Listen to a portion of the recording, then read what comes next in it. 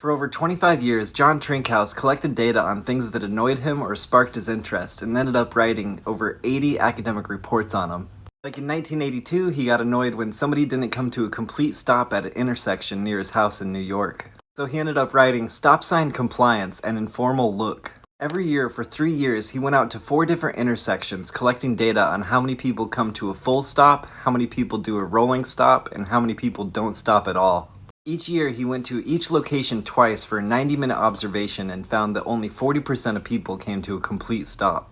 Then in 1983, he went out again and wrote Stop Sign Compliance, Another Look.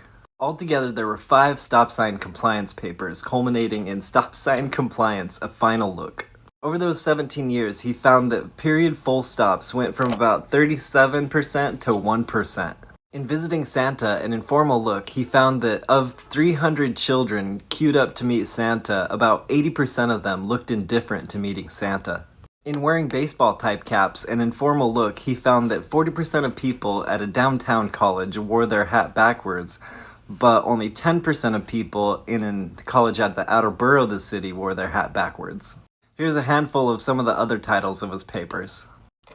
In The Demise of Yes, an informal look, he reported on 419 positive replies on questions on several TV networks. 249 responded with absolutely, 117 responded with exactly, and only 53 responded with yes.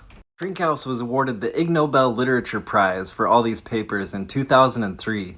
A Scientific American article about him wrote, Trinkhaus realizes that his reports lack scientific rigor, but also believes that a quick, preliminary look at a subject can be instructive. My main hope is to get people to think, he says, and to smile. There's not enough smiling in this world.